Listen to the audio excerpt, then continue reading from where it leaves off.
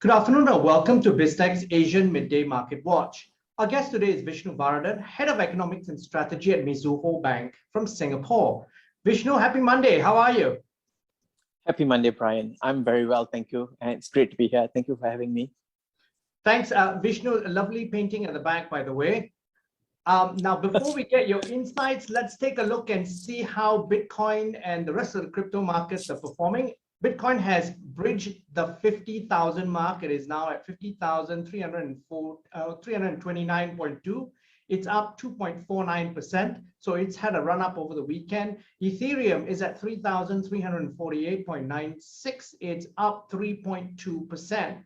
Now, across regional markets, and if we take a look, we basically got a sea of green. We've got the Nikkei, which is up almost 2% at 1.91% at 27,529.09. Shanghai Composite is at 3,461.73. It's up 1%.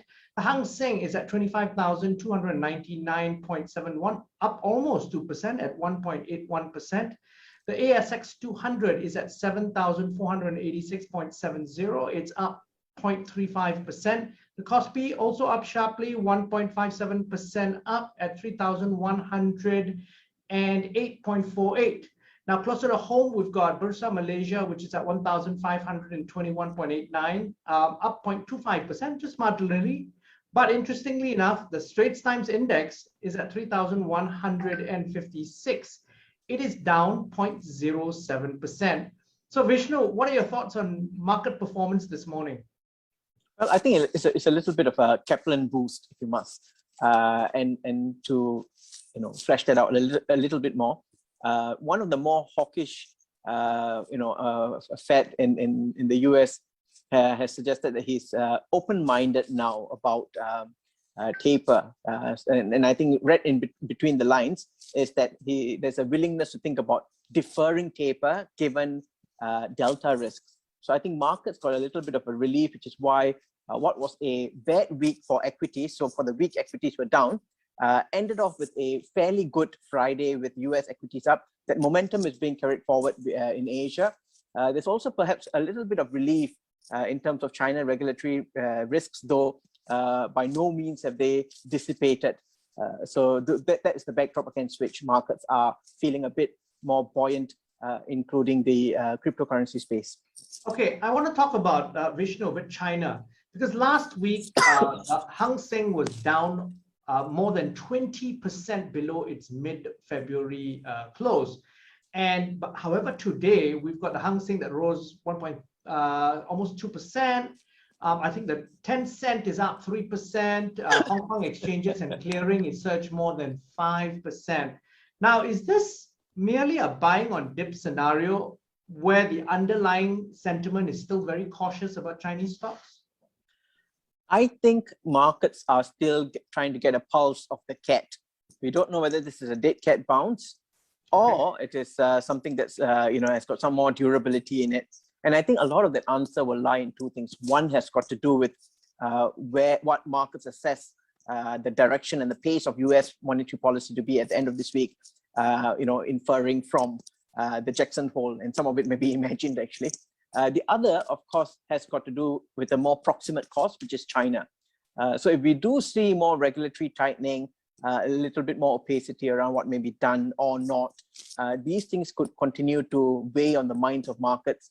And I think you put it very well in the sense that given the depth of the drop, it doesn't hurt to have a little bit of opportunistic buyback at better levels if indeed some of the risks are abating.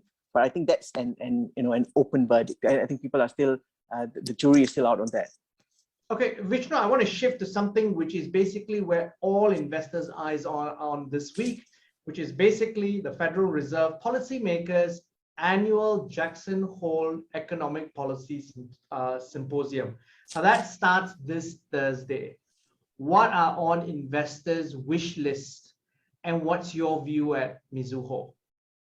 I think investors are trying to gauge in what direction the Fed is headed and to what extent.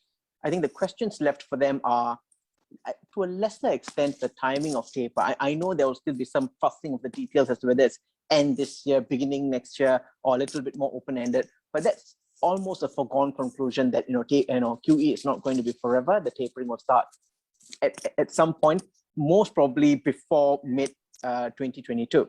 Whereas I think markets may focus on the pace and as well as the type of tapering we see, whether it's weighted towards one end, MBS, mortgage-backed securities versus US Treasuries. And I think most importantly, they want to see whether there's any difference to the last time around, given that we are on a different paradigm now. We are on flexible average inflation targeting. Does it mean the legs between QE, taper, and rate hikes is going to be much longer, or the legs between the first rate hike to the next rate hike, or even the quantitative tightening, so to speak? These are the very big questions, and they all get back to the anchor points of neutrality. What is the neutral rates that Fed is looking at and how quick they get there, and what the neutral size of the balance sheet is? There's a lot that we don't know, and I don't think there's particularly anything very high up on the wish list, though I think markets will be quite happy with the positive equity market reaction if they see the Fed erring on the side of caution and hope and supporting growth more. And Vishnu, for the rest of the week, we're on Monday. What are key events besides the Jackson Hole event and data points that we would be looking out for this week that could move markets?